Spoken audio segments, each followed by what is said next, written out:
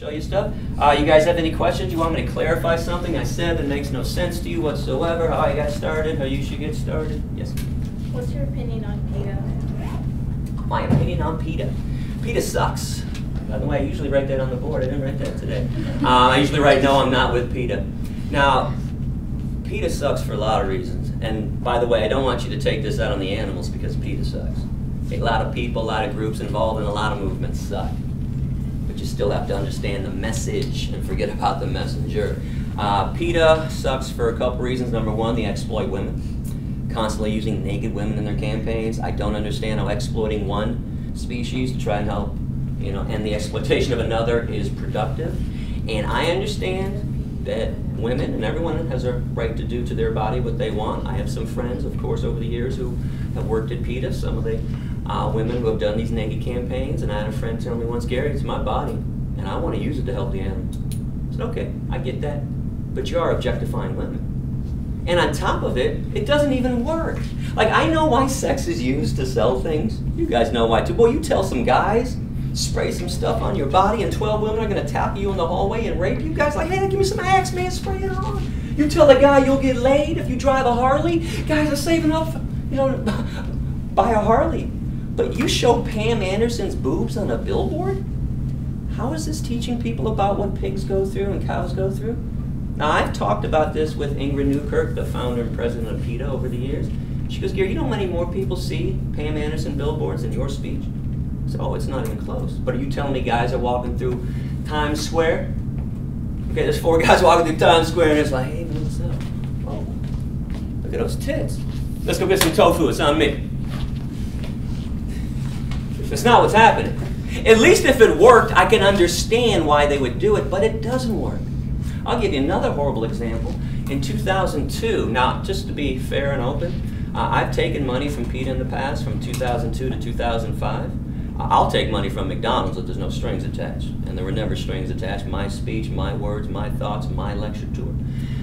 They invited me in 2002 to come down to their headquarters in Norfolk. And while I was there, it was staff meeting day for the month. So they go into the big room, 110 people sit there and watch all the media that they've done for the month. Well, in 2002, they were using Tracy Bingham, one of Pam Anderson's co-stars on Baywatch, in another naked women campaign. And they had her marked up like a cow, different parts. And of course, the main focus, because she was sitting there like this with her ass out, and it said rump. So Jay Leno that night, the following day, after this campaign, Jay Leno, in his opening monologue on The Tonight Show, comes out and says, man, did you guys see that Peta campaign with Tracy Bingham? With a rump like that, I'll never go vegetarian. I shriek and I was like, oh, and everyone in the room is, yeah, woo! I lean over to the person next to me, like, why is everybody clapping? Jay Leno mentioned Peta. He said he'd never go veg. This is Peta's goal, just to get mentioned, as if that does anything. So ridiculous. And the other problem with Peta is that they kill homeless dogs and cats. And Ingrid Newkirk is a psychotic serial cat killer. If you go to my website and click on other animal issues, I have an essay entitled Peta and Homeless Animals, where I expose everything they've done. I don't believe in that old boys network stuff about not telling on somebody just because they supposedly believe the same things you believe in. Like the cops not telling other cops when they're beating up, people in prison. So I expose them profusely for this stuff. She actually sends people out into Norfolk, Virginia every day with traps, and they catch live feral cats. Take them back to the Peta compound and kill them in the backyard in a shed. Seen it with my own 2 eyes several times. Insane. Ingrid has convinced herself and everyone else, they have deified themselves, that cats and dogs, by the way, are not happy unless they have human companionship. Now, I've been on the road for a long time, 2,500 lectures in 30 states. I've driven to nearly all these states too, from Michigan to California. You know how many times I see a dead cat on the side of the road? Almost never. You know what I see though every 50 to 100 feet, dead on the road? Squirrels and raccoons and opossums. So if their goal is, and this is what she claims, well, they're going to get hit by cars, well, then why don't you round up the squirrels and the raccoons that are always getting hit by cars? Oh, well, we don't have that affinity for them as we do for the cats. But listen, cats are completely fine on their own. Feral cats? Do you know that cats aren't even a domesticated species? Even though they live with us, they're an oddity. For some reason, they enjoy our company like dogs do. But cats are completely wild creatures. That's why they can survive outside and be the little killers that they are, killing birds and mice. They don't need any help surviving. None whatsoever. But check out that essay on my website, PETA and Homeless Animals. One question? So, since you are saying that we shouldn't eat this meat and that we should care about all these other animals and all these great things, what do you think about animals that are in other species that do the same thing, such as lions, tigers, jaguars, wolves, panthers, hyenas, dogs, bears, and cats, as you just mentioned too? I don't like it one bit, and I'll be the first vegan activist on this planet to say this. To me, the only evolved species on this entire planet is the herbivore animal, the zebra, the antelope, the deer, the elephant, giraffe, rhinoceros, hippopotamus. Fortunately, 75% of animals on this planet are not killers. They're not carnivores and omnivores. They are herbivore animals. And I don't think we should be justifying human behavior based on lion behavior. It's awfully unfair. Have you noticed that meat, dairy, and egg eaters always want to say, hey, well, lions eat zebras, I can eat a cow. But lions do a lot of other things that we don't do. Why is that the only thing we want to imitate from them? Lions sleep outside naked, have insects crawling all over their bodies and their orifices and all that stuff. They eat bloody raw flesh with blood dripping down their face. They go and see an animal, they chase it down and tackle it. When was the last time you were driving down, some country road, you saw some cows and stopped the car and said, hey man, I'm gonna jump that fence and go tackle that cow. Dig my jaw into that cow's abdomen and eat some blood and guts. We don't do anything they do. Okay, so I will make a promise though to everybody. Once my species stops murdering and committing genocides against billions of innocent beings on this planet, I will fly to the jungles of Tanzania and try to convince lions not to eat zebras. Okay, but that's not my focus. Because lions also don't claim to be created in the image of God.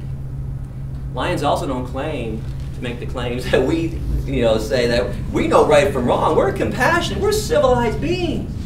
As long as we make these claims of being civilized, of knowing right from wrong, I'm going to be in everyone's face saying, you got to go all the way with it. You can't pick and choose who to be kind to, which is something, as you've probably noticed throughout history, we love to do. Why do we always have to go to the table of peace year after year, decade after decade, and say, hey, can you let these black people free in America, please? No! Please, can you let them free and give them their equality? No! This goes on for 400 years, and then, the end it's like, can you please give us our freedom now? Maybe. We're talking about it, and then we end up doing it. Same thing with women. No, can't have your equality. Please, can we go to the same schools everyone goes to? Can we have a vote, in our government? No. Can we please have the same rights as men? Maybe. We're talking about it. And now we're doing it with homosexuals. Hey, can we have the right, please, to see our loved ones when they're dying in the hospital? No. Can we just have the same freedoms that all other married couples have? No! Please? Maybe. We're discussing it. Do we have to really discuss justice and equality over and over? Why do we remain the most brilliant species technologically, yet the stupidest one when it comes to ethics? We're on par with parasites. All we do is oppress, harm, and torture and murder somebody else who doesn't look and act like everybody else in the majority. We need to focus on our behavior. This is unnatural. Okay? This is a massacre. This is the biggest Holocaust that has ever existed. The worst form of slavery that has ever existed. #1 business on this planet, by the way, since the beginning of time, animal slavery. Which is why this has been going on the longest. And if you ever wonder why we can't get along with each other, we've practiced all the atrocities on the animals first. That's why we're experts at killing each other, harming each other, oppressing each other, exploiting each other. We tested it out on the animals first, became masters at this. Speciesism, being a speciesist, this is the root of all hatred on this planet. The root of all evil. First form of hatred human beings are taught, kill the animal. Animal doesn't count. Or, depending on which part of the world you are in, certain animals count. In America, Western world, hey, dogs and cats are precious. Horses, okay, but screw those cows. Fuck those chickens. Screw those turkeys. Kill them. Cut their beaks off. Kill them while they're still alive. Those lobsters, boil them alive. You do some pretty horrible things. just for a sandwich. Good question. Yeah. In the vegan argument, is the suffering of plants not acknowledged? No, it is not, because it's a ridiculous argument. That carrot. If I came in here, by the way, and talked about the broccoli holocaust, how long would I be allowed to speak? 5 seconds? 8 seconds? It's a really ridiculous argument. By the way, my best friend since I was 8 years old is still a non-vegan. And when he asked me, man, so what kind of arguments did they use this time? I said, well, they called me a carrot killer this time and a mushroom murderer. And he is forever embarrassed as a meat eater when people say the carrot stuff. But let me explain this in a couple ways. Number one, I think everybody should know a word, and if you don't, here's a new word for it. It's called sentient, S-E-N-T-I-E-N-T. It can also be pronounced sentient.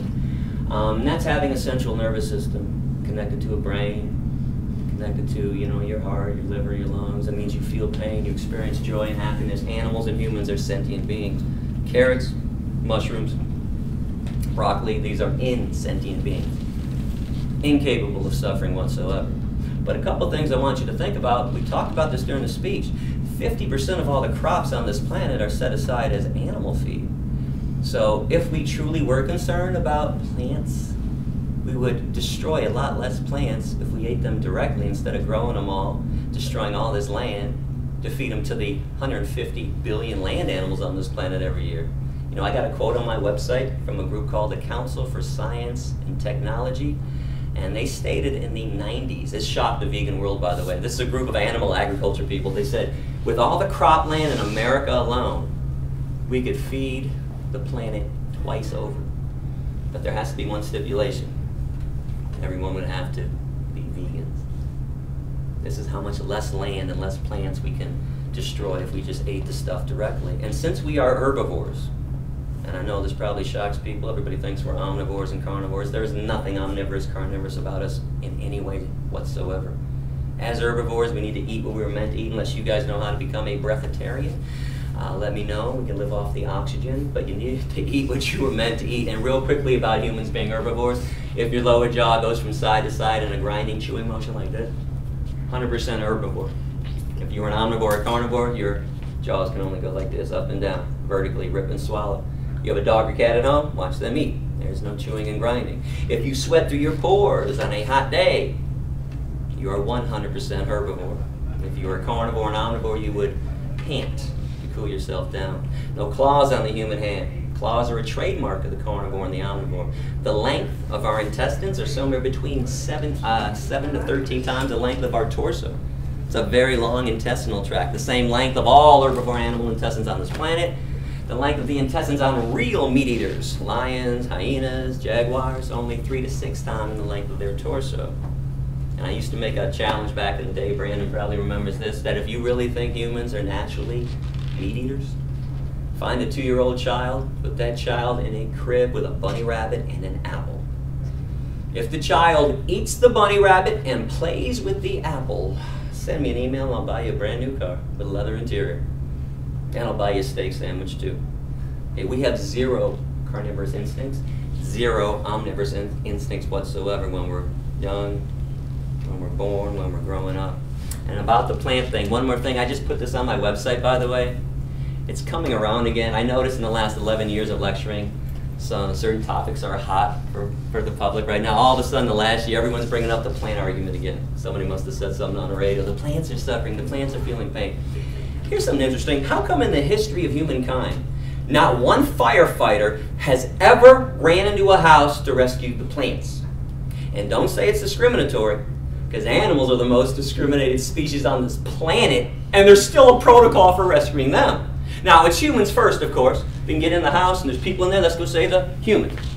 And then if they come back out, they're like, okay, wait, my dog is in there, my dog. Okay, it's safe to go in. And you've seen the pictures, the big hulking firefighters coming out, little puppy, little oxygen mask. Oh, that's sweet. Even if it was safe for a 3rd time to go back in, no firefighter's gonna make us, hey, I'm gonna go get the chrysanthemums. I'm gonna get the rhododendron. I'm gonna get the tomato and the basil plants. Quick, quick. Somebody get my plants. And I wanna, listen, I wanna be fair about this. I like plants, I do. I got 5 at home. Actually, I got more than that. I got 5 succulents and 3 cacti at home. I dig them. I watch them all the time. It's a little forest I got right on my counter. Hey, but when my plants die, and they've died over the years, you know what I do? I take them out of the bowl. I take them outside and I throw them outside. My dog Rex passed away January 24, 2004. Still know the date. My father passed away October 29, 2009. Still know the date. I think about them every single day. Never think about my old succulents and the cactus that I once had. Completely different life forms. But check out my website. If you go to the All About Veganism section, I have a section entitled The Insipid Killing Plants Argument. I was going to say, so are you okay with people then feeding their household animals meat, or do you recommend a vegan diet for household animals? I recommend a vegan diet, but I want to be clear about this. I am not here to turn your dogs and cats into vegans. That's not why I travel the country 7.5 months a year. That's not why I've been arrested 13 times and kicked out of 5 countries to convert dogs and cats into vegans. But if you change your life, not a bad idea to change the life of somebody else you truly care about. Rex, by the way, passed away when he was 15. He was a vegan last 9 years of his life when I found him, just like his daddy. And he was super healthy. 15 is a nice ripe old age. In fact, if you go to my website in the dog and cat section, the world's oldest dog by Guinness Book of World Records, a 27-year-old vegan dog from birth. It's great for them and it's great for us too. Now, here's why it's so great for them. That commercial dog food that we feed them, and all of it, I don't care what they're saying about it, it's natural. It's garbage. It's literally garbage. It's meat that's not fit for human consumption. It's recalled meat, E. coli, salmonella. Recalled vegetables, E. coli, salmonella. The last place you can sell something to that nobody wants to eat who's a human, sell it to the pet food people. So this is why it's always better for them. Now, dogs are pretty easy to turn into vegans. In fact, I rescued a dog over the summer, a Doyle. He's a 10-year-old lab. 85 pounds. You guys know bigger dogs have hip problems, dysplasia. When we got him, he couldn't jump on the bed, and he couldn't jump around outside. He wanted to play. He always loved to play fetch. They told us. We took him outside, and his old legs hurt. Less than 1 year. Guess who's jumping around like a bunny rabbit on a vegan diet? Guess who's jumping up on the bed whenever he wants to? It's healing him, and it heals us too. You want to eradicate majority of all diseases? And listen, we got enough stress in life. Everyone's stressed out, right? Got enough problems going on, enough sugar and empty carbohydrates coming into our bodies. Why compound your problem, your risk for disease, by shoving things down your throat that don't belong there? Meat, cheese, milk, and eggs does not belong in our bodies.